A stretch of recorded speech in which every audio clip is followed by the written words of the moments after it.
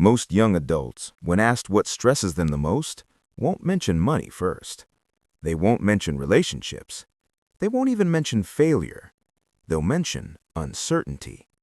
They'll say something like, "I don't know what I'm doing with my life." And if you're honest with yourself, you've probably said that sentence more times than you can count. We say it casually. We say it with frustration. We say it with shame. We say it like a confession, as if not knowing is some kind of personal flaw. But let's pause right here. The idea that you should know what you're doing with your life is not natural. It's not instinctive. It's not wisdom. It's a socially manufactured belief that's been planted in your mind since you were a child. From the moment you entered school, someone started asking you what you wanted to be. Not who you wanted to become, not how you wanted to feel, but what job you would have, what title you would earn, what box you would fit into. And that question followed you everywhere. What do you want to be when you grow up? What are you studying? What's your plan? Where do you see yourself in 5 years? As if life were a straight line, as if humans were predictable, as if wanting different things at different times meant you were lost instead of alive. Here's the truth that nobody likes to say out loud. Nobody, absolutely nobody, knows what they're doing with their life.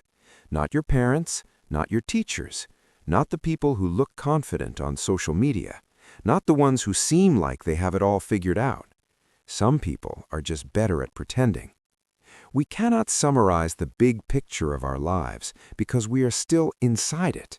We don't know who we'll be in 5 years because that person hasn't existed yet. And pretending we can predict it isn't responsibility. It isn't ambition. It's fear dressed up as control. When you force yourself to commit to a future version of yourself too early, you stop listening to who you are right now. You start living according to an old narrative instead of your inner navigation system. And that's where the real damage happens. You owe nothing to your younger self. Let that sink in. You do not owe loyalty to the dreams you had when you were 16.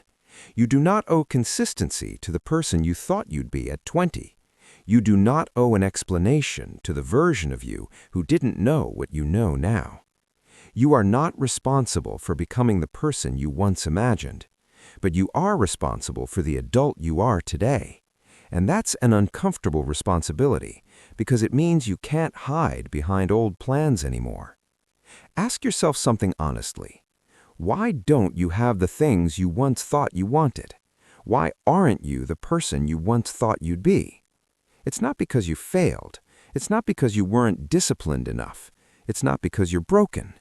It's because you don't want those things anymore. Not badly enough. If you truly wanted them, if they still mattered, you would have moved toward them in some way. Desire doesn't disappear quietly.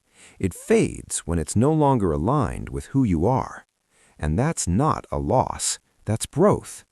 If you're asking yourself, what should I do with my life? Chances are you're standing in an in-between space, a limbo.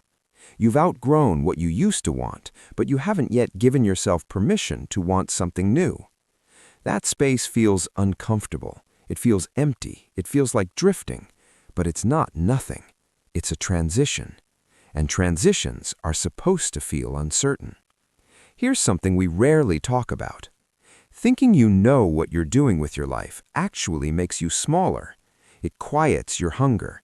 It soothes your mind with the illusion that your path is already laid out, that the choices have already been made, and that all you have to do is follow them. And when you stop choosing, you stop becoming. Hunger is not a problem. Hunger is fuel. Complete fulfillment is not the goal people think it is. In fact, complete fulfillment is the fastest route to stagnation.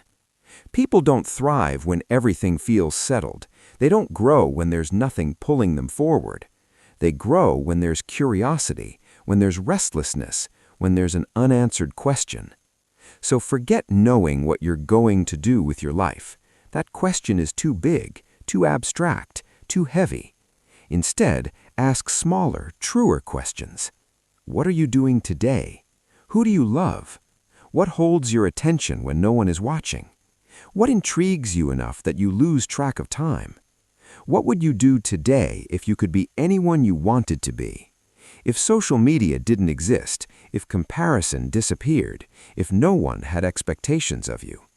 What would you do this weekend? Not to be impressive, not to be productive, but to feel alive. These questions matter because they bring you back to the present, and the present is the only place where real decisions are made. What do I want is a question you should ask yourself every single day. Not once, not at 18, not after graduation. Every day. Because what you want will change, and the things that are true will keep returning. The interests that resurface again and again, the places you feel drawn to repeatedly, the conversations that energize you, the work that feels meaningful even when it's hard. Those are the threads. They weave themselves through your life quietly, patiently. You don't chase them, you notice them. And over time, they shape where you remain, who you love, and what you choose. The core truths always win, even when other truths exist beside them, even when doubt tries to drown them out. Listening to yourself doesn't mean having a 5-year plan. It means asking, what do I want now? And trusting that now is enough to guide your next step. You are not behind. You are not late. You are not failing because you feel unsure. You are awake. And awakening is messy. So stop trying to explain your life. Stop trying to justify your changes. Stop apologizing for evolving. You don't need to know where this is all going. You only need to know what feels honest today.